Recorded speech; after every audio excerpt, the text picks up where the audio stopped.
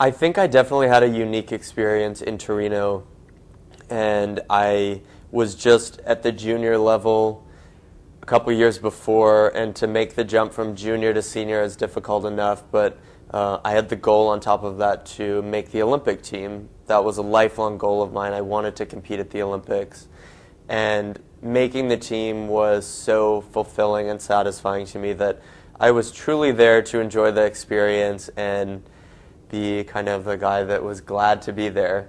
And as I was there, I was trying to act like a sponge and just absorb all the information from other competitors, other coaches, athletes in different sports, just to see how they acted, how they competed.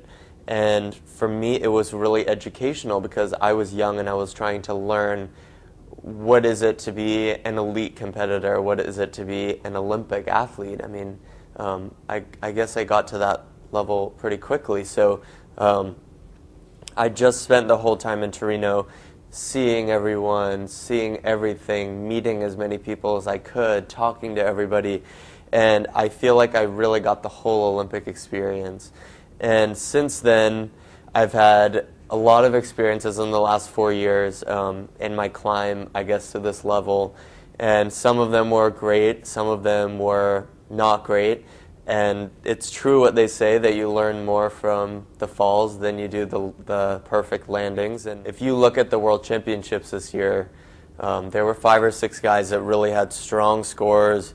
They had strong jumps. They might have made a couple minor errors, but I think that's going to be our core group that's competing for the gold. And someone is going to go out and do 2 perfect programs, and I'm doing everything in my power to guarantee that it's going to be me that does that.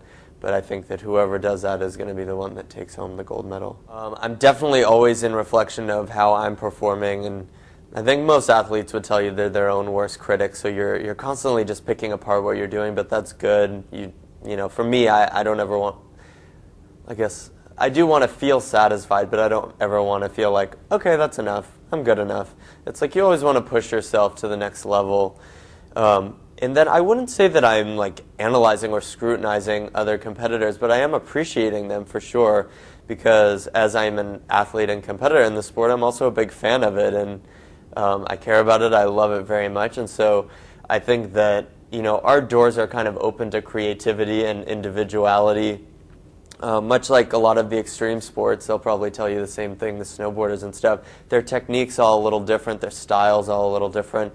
And that's the kind of stuff about skating that I think keeps it quite interesting. And people can always find a competitor that they can definitely relate to, whether it's from a stylistic point of view or a mental point of view, their approach, their technique, their training, their looks, like whatever it is, there's probably someone that you can relate to. Winning the world title for me was such a unique experience because I had had a difficult season. As an athlete, you have technical foundation that you build upon throughout your career, and for me, I found myself having to redo that foundation and relearn a lot of my difficult jump elements and spins.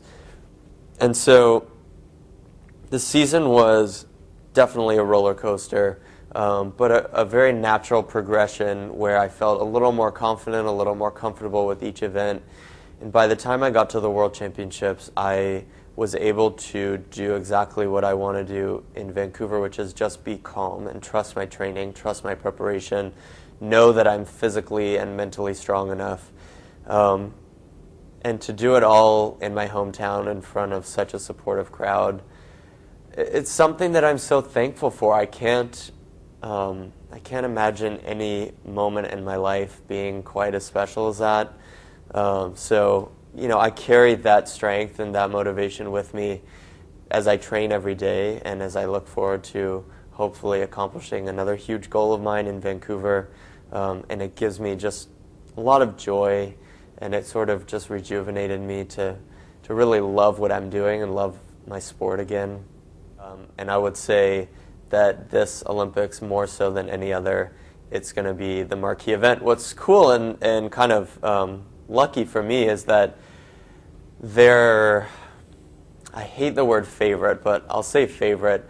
was the world silver medalist, Patrick Chan, the Canadian, and he's all over the place. So the hardest ticket to get, the first one that sold out, and pretty much the hottest ticket, is the men's free skate, because everyone wants to see what's going to happen in the men's. So that, I mean, for me, that's great to be a participant in that event. But from what we've heard, yes, the skating, and particularly the men's free skating, will be the marquee event in Vancouver.